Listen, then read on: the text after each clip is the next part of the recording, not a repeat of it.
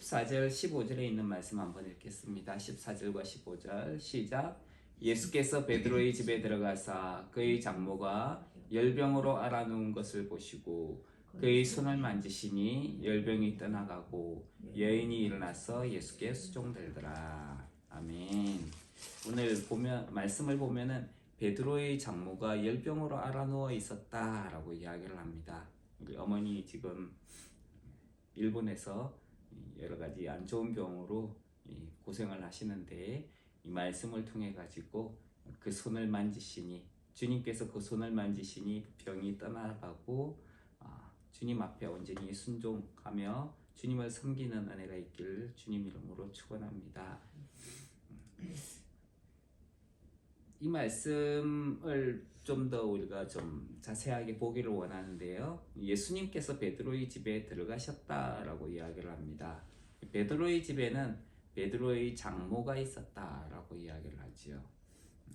장모가 있었다는 이야기는 베드로가 결혼을 했다는 것을 이야기를 합니다. 장모라는 말은 이제 아내의 어머니를 장모라고 이야기를 하죠. 카톨릭이라든지 또 어떤 이들은 베드로가 결혼을 하지 않았다라고 이야기를 합니다. 그 사람들은 이제 베드로를 초대 교황이라고 불렀는데 전통적으로 교황은 결혼을 하지 않았다라고 이야기를 합니다. 근데 그들이 결혼을 하지 않았던 이유는 뭐냐 하면은 베드로가 초대 교황인데 베드로도 결혼을 하지 않았다는 거예요.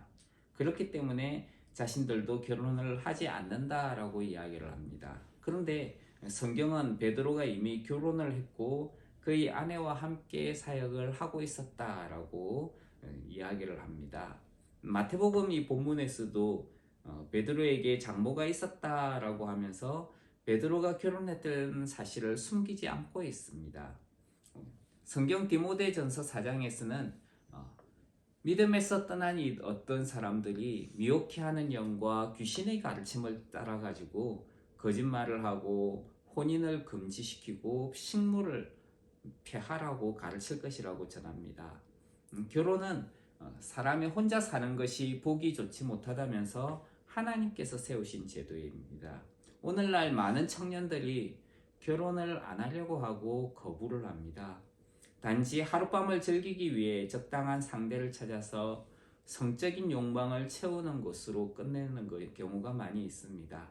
하지만 성적인 욕망이라고는 하는 것은 결혼을 한 부부에게 주어지는 즐거움이지 결혼하지 않은 사람끼리 가지는 그런 관계는 아니라는 것이지요.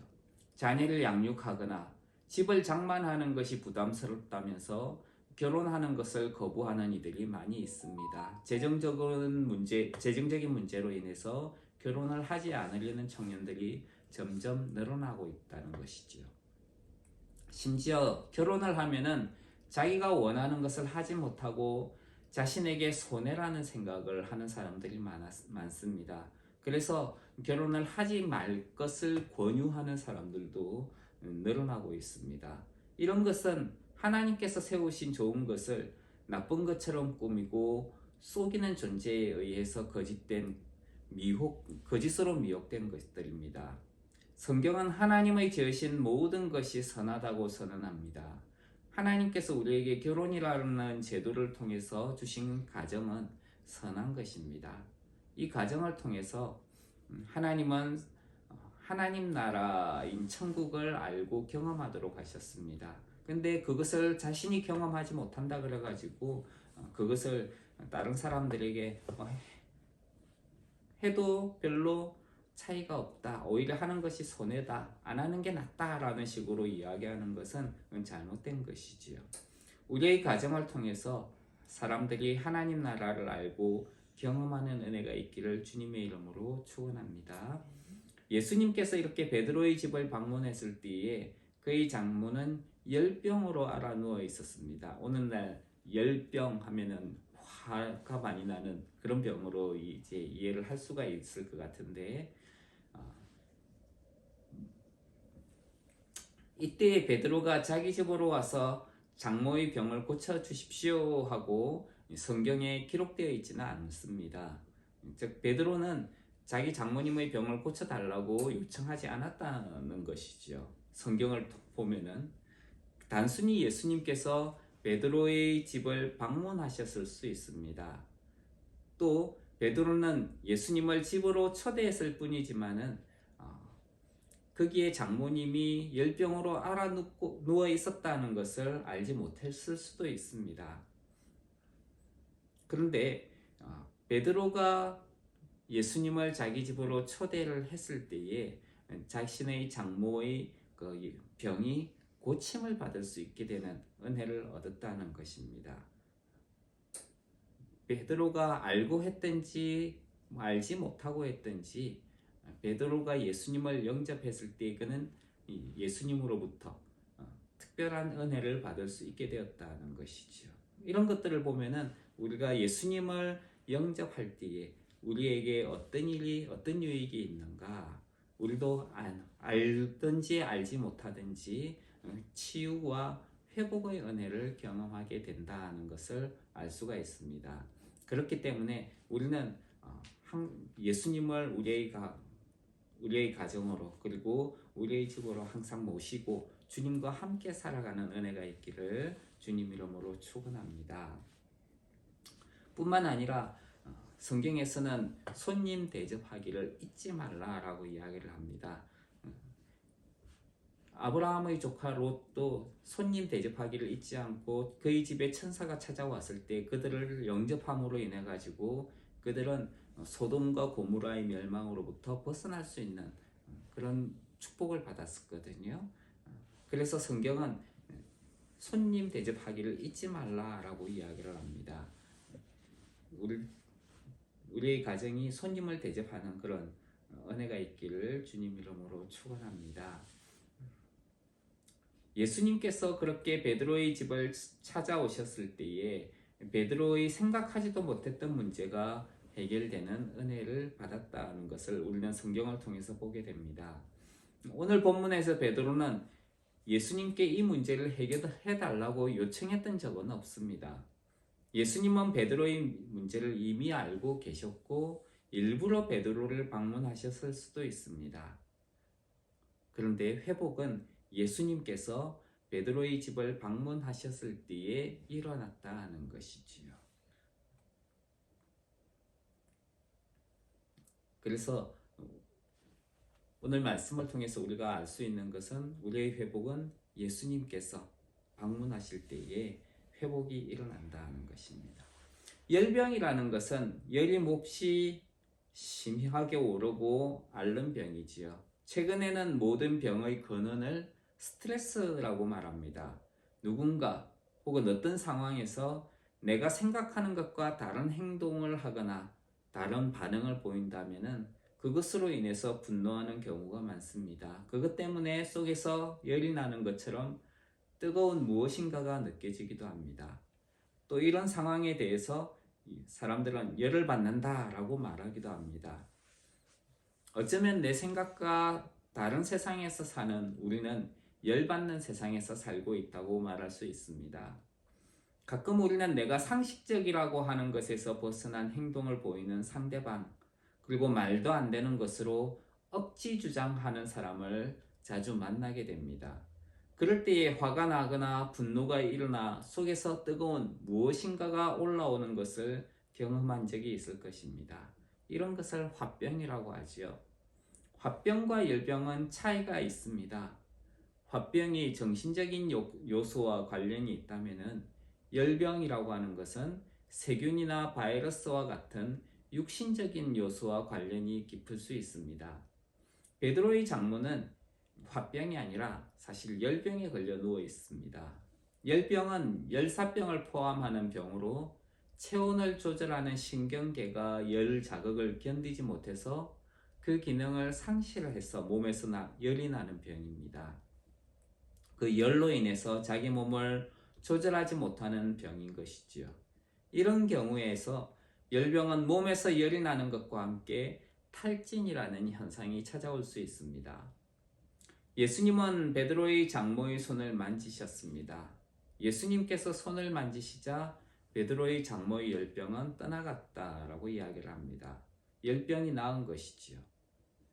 회복은 사람이 하는 것이 아니라 하나님으로부터 말미암는 것이다는 것을 보게 됩니다. 병이 나은 베드로의 장모는 일어났습니다. 그리고 예수님께 수종을 들었다라고 이야기를 합니다. 수종을 들었다는 것은 예수님을 섬겼다는 것이지요. 열병이 떠나니까 예수님을 섬길 수 있게 되었다는 것입니다. 세상에는 내 뜻대로 되지 않는 것이 많이 있습니다. 내가 어떻게 할 수 없는 상태에 놓이는 경우도 많습니다. 이미 내가 통제할 수 있는 범위를 벗어나는 일들도 있습니다. 정부나 일을 하는 책임자는 큰 일을 당했을 때에 자신이 그 일을 충분히 통제할 수 있다고 말을 하면서 백성들을 안심시키는 경우가 있습니다. 내가 그 일을 할 수 있다. 우리가 그 일을 통제할 수 있습니다. 이것은 그렇게 큰 문제가 아니다는 것이지요. 만약에 그 일이 통제가 안 되는 일이라면은 그것은 재난이 시작되는 것이지요. 예를 들어서 산불이 났을 때에 정부가 산불이 통제 가능한 범위 안에 있습니다 라고 한다면은 주민들은 안심할 것입니다. 하지만은 산불을 통제할 수가 없습니다 라고 하면은 그때부터 재난이 시작되기 때문에 백성들은 피난을 가야 되는 것이지요. 내가 원하는 뜻대로 세상이 일이 되지 않을 때에 사람들은 정신적으로나 육신적으로 붕괴 상태에 이르게 되는 경우가 있습니다. 탈진이라는 증상, 열병이 가지고 오는 영향 중에 하나죠.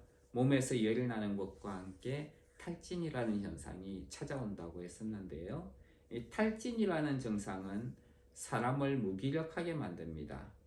육신적으로도 무기력하게 만들지만은 영적인 탈진도 있다는 것이지요. 육적인 탈진은 시간이 지나면서 회복되는 경우가 있습니다. 잘 먹고 잘 쉬고 하면은 회복이 되지요.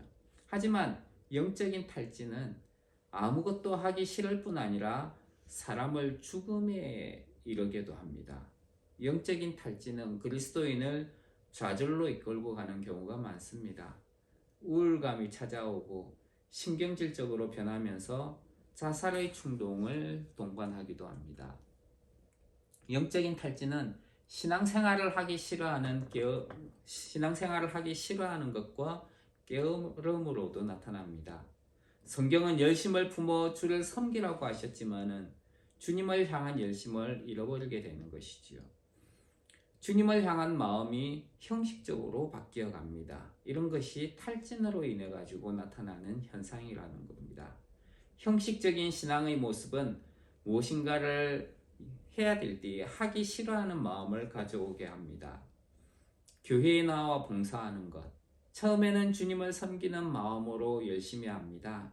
그러다 시간이 지나면서 다른 사람들과 자신의 모습을 비교하게 됩니다. 다른 사람들은 교회에서 편하게 있다가 가는데 자신은 여러 가지 봉사를 하며 바쁘게 지내는 것이지요. 그런 것들을 보게 된다면은 그 사이로 이제 힘든 것들이 찾아오게 되는 것이지요. 얼마의 시간이 지나면은 주님을 섬기는 마음으로 하던 열심은 서서히 형식적인 행동으로 바뀌게 됩니다. 그리고 어느 순간에는 자신만 일을 하는 것 같아서 실망을 하고 섬김에서 멀어지고 불평불만을 쏟아놓게 되는 것입니다. 그리고 자기가 해야 할 것을 다른 사람에게 미루는 일이 자주 생기게 됩니다. 그로 말미암아 교회에는 불만과 다툼이 생기게 되는 것이지요. 주님을 예배하는 것에도 변화가 생깁니다. 예수님을 믿으면서 주님을 경외하고 두려워하는 마음으로 하나님을 예배하기 시작했는데 그리고 주님을 예배하는 것이 그때는 감격이면서 기쁨이었습니다. 예배 시간이 오기 전에 미리 교회에 일찍이 나와 기도하며 예배를 준비합니다. 하지만 시간이 지나면서 그 마음은 서서히 바뀌면서 예배 시간에 늦게 나오기 시작합니다. 어떤 때는 바쁘다는 핑계로 혹은 먹고 살아야 한다는 이유로 핑계를 대면서 예배를 등한히 하기 시작합니다. 어디서든지 예배를 하면 된다는 생각이 자리를 잡으면서 예배에 빠지기 시작합니다. 그리고 온라인으로 한다는 그런 핑계를 대면서 교회 모임에 빠지고, 그리고 집에서 편안하게 혹은 다른 곳에서 편안하게 그냥 예배하는 것을 시청하는 것으로 만족하기 시작합니다.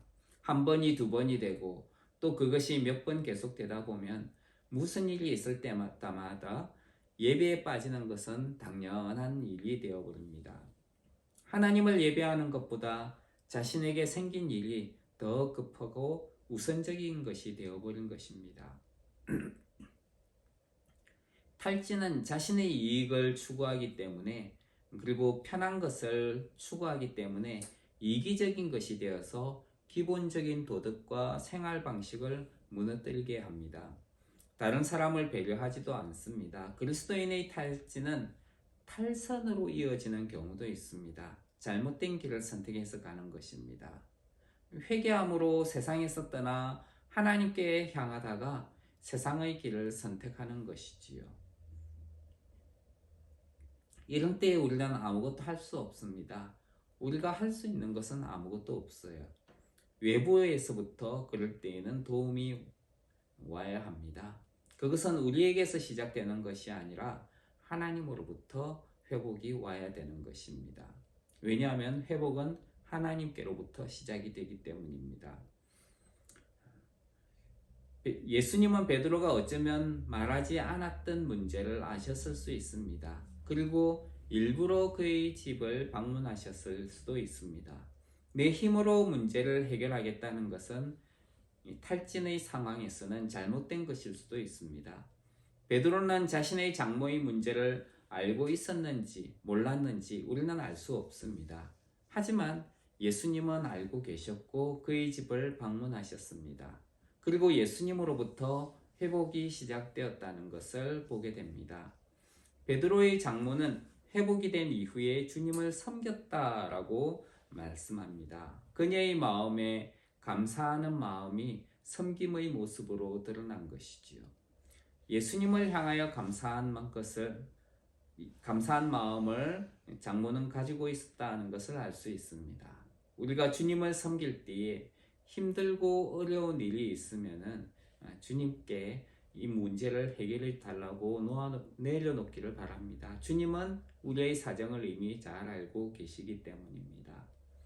주님은 우리가 힘들고 어려운 상황에 있을 때에 억지로 우리에게 이거 해라 저거 해라 요구하시는 분이 아닙니다.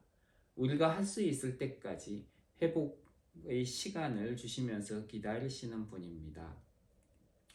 우리는 엘리야라는 선지자를 알고 있습니다. 그가 갈멜산에서 바알과 아세라의 선지자들과 싸우고 난 이후에 이세벨의 위협에 두려움을 느껴서 호렙산으로 피난을 하게 되었죠. 그때 자기를 따르던 자기의 종자도 떼어놓고 혼자 광야 깊숙이 들어갔습니다. 피할 곳 없는 그 광야에서 그는 로뎀 나무 아래 앉아서 그냥 쉬고 있었을 뿐이에요. 거기에서 한숨 자고 일어났을 때에 그의 머리맡에는 하나님께서 준비한 떡과 물이 있었습니다.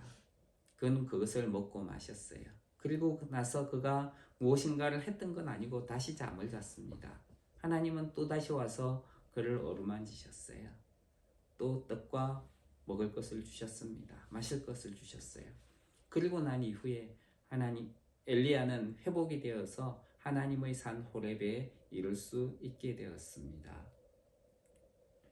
하나님은 그렇게 엘리야가 회복할 때까지 그의 필요를 아시고 기다려 주셨던 것입니다. 우리는 열병과 탈진과 같은 문제를 안고 있을 때에 오히려 하나님께 이 문제를 해결해 달라고 내어드려야 됩니다. 예수님은 우리의 이 문제를 이미 알고 계십니다. 그리고 베드로의 장모에게 다가갔던 것처럼 탈진한 우리에게도 다가오시는 예수님을 보게 되는 것입니다. 단지 우리는 예수님을 영접하고 도와달라며 손을 내미는 것이 필요합니다.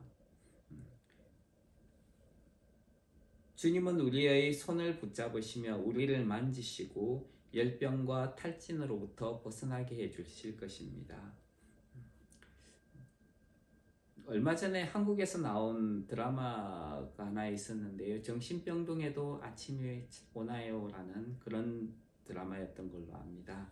거기에 보면은 그 우울증과 그리고 이 정신병으로 고생하고 있는 사람들, 이 사람들의 문제가 등장하는데, 문제는 자기가 아프다라고 하는 것을 인식하는 것이 제일 중요하다 그래요. 그래서 그 문제를 자기가 해결하려고 하지 않고 이제 의사나 간호사들에게 손을 내미는 것이 중요하다라고 이야기를 합니다. 먼저 자기가 아프다는 것을 인식하는 것이 필요하다 그래요.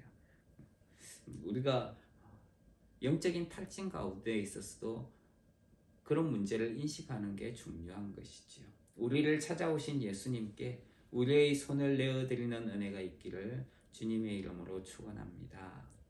우리도 발걸음을 예수님께서 그 장모님을 찾아갔듯이 지체들이 있는 곳으로, 그리고 세상을 향해서 옮겨야 합니다. 왜냐하면 예수님을 믿는 우리가 행하는 발걸음이 베드로의 장모에게 다가가셨던 예수님의 발걸음일 수도 있기 때문입니다. 우리는 세상에 있는 이들에게 우리 손을 내밀어서 그들의 손을 만져야 합니다. 그리스도인 지체들에게는 세상이 줄 수 없는 위로가 필요하기 때문입니다.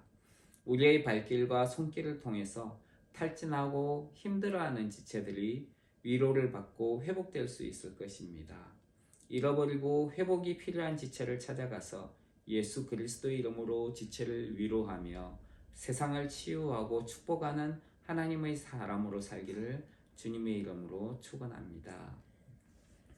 예수님께서 문둥병자를 깨끗하게 고치시고 백부장의 중풍병을 고치시며 베드로의 장모의 열병을 고치셨다는 소식은 순식간에 동네 전체로 퍼져나갔습니다.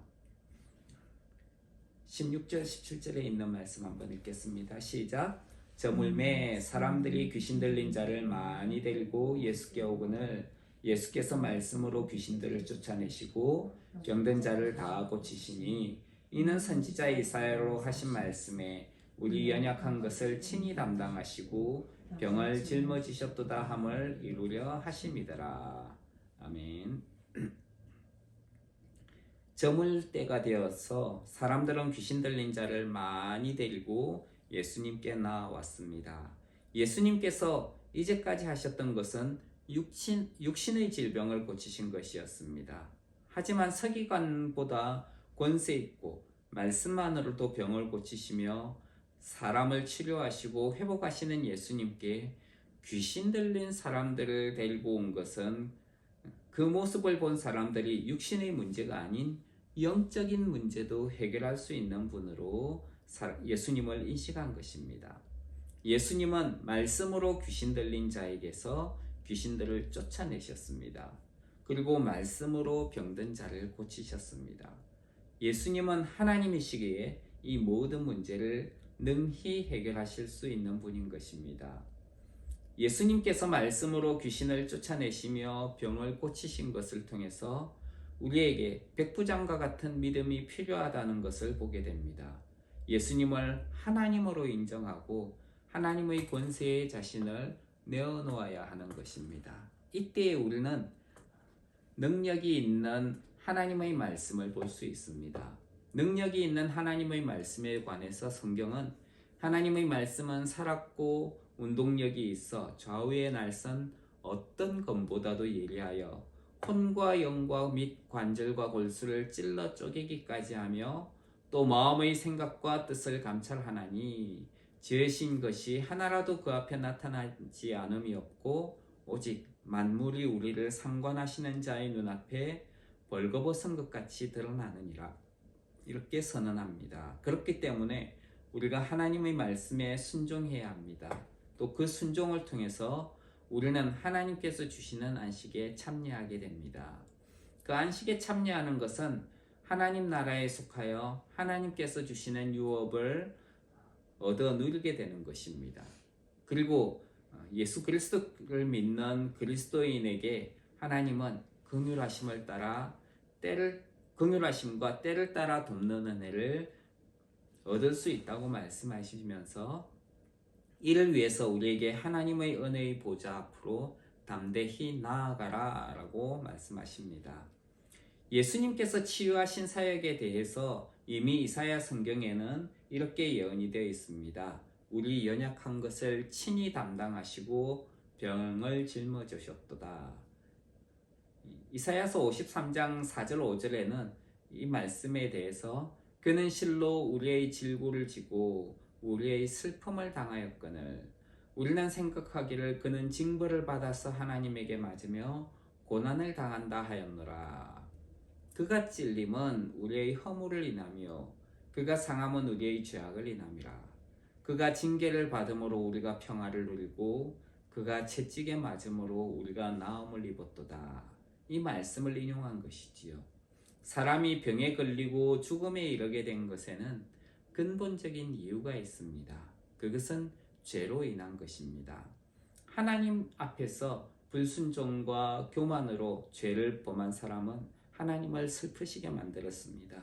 하나님은 죄를 싫어하십니다. 죄는 하나님의 진노의 대상입니다. 하나님께서 싫어하시는 죄를 가진 사람은 하나님의 진노를 받게 됩니다. 그렇기 때문에 이 죄로 말미암아 사람들은 죽음에 이르게 되는 것이지요. 죄를 범함으로 하나님과의 관계가 끊어지고 하나님 앞에서 추방되었습니다. 죄는 사람들을 유리하고 또 방황하게 만들었습니다. 하나님의 진노를 받지 않기 위해서 그러면 사람이 무엇을 해야 할까요? 그것은 하나님께서 싫어하시고 하나님의 진노의 대상이 되는 죄를 버려야 하는 것이지요. 이사야서 53장의 이야기는 예수님께서 하나님 앞에서 우리를 대신한 속죄 제물과 화목 제물로 십자가에 죽으시는 것을 이야기를 하고 있습니다. 예수님께서 십자가에 죽으신 것은 단순한 죽음이 아니라 하나님 앞에서 우리의 죄를 용서받도록 하기 위한 속죄 제물과 화목 제물의 사역을 이야기하는 것입니다. 이것을 통해서 우리에게 있는 모든 죄를 용서해 주시게 됩니다. 그래서 예수님의 십자가 사역은 우리를 위한 속죄의 사역입니다. 하나님 앞에 죄를 용서함 받고 하나님과 우리와의 끊어진 관계가 회복될 것을 이야기를 하는 것입니다. 이것을 화목제라고 부릅니다. 예수님은 단순히 병을 고치신 것이 아니라 병의 근원이 되고 문제인 그 죄를 해결하신 것이지요. 그리고 그 죄의 문제를 해결하신 분이다라고 이렇게 이야기를 하고 있는 것입니다. 예수님으로 말미암아 우리는 죄에서 벗어나 하나님께 돌아갈 수 있게 된 것이지요. 하지만 예수 그리스도의 십자가 사역이 우리를 자동적으로 하나님께 돌아가도록 하지는 않습니다. 우리가 예수님께서 그리스도라는 것을 믿지 않는다면 그리스도의 십자가는 우리에게 아무 효력이 없기 때문입니다. 하나님께서 우리에게 베푸시는 은혜를 받기 위해서는 예수 그리스도를 자신의 주님으로 그리고 하나님으로 믿어야 합니다.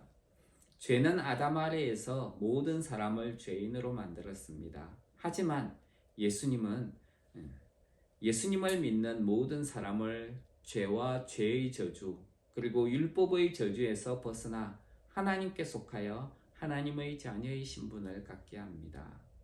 예수님은 우리 연약한 죄의 짐을 담당하시고 죄로 인한 죽음에서 우리를 벗어나게 하신 하나님의 아들이십니다. 예수님은 우리의 주님이시며 하나님이십니다. 그 주님을 통하여서 하나님께 영광 돌리는 은혜가 있기를 주님 이름으로 축원합니다. 기도하겠습니다. 하나님, 우리에게는 하나님으로부터의 도움이 필요합니다. 하나님께 우리의 손을 내밉니다. 내어놓습니다. 우리 손을 어루만져 주시고 잡아주시고 하나님 우리를 탈진으로부터 회복시켜 주시옵소서. 치료하여 주시옵소서. 그리고 우리가 세상을 향하여서 예수님께서 발걸음을 옮기신 것처럼 세상을 향하여 발걸음을 내딛는 자로 살아가게 하여 주시옵소서. 그리고 예수님께서 십자가에 죽으사 우리를 위한 속죄 제물과 화목 제물이 되어 주셨다는 것을 마음속으로 깊이 받아들이면서 믿음으로 살아가게 하여 주시옵소서. 예수님 귀하신 이름으로 기도합니다. 아멘.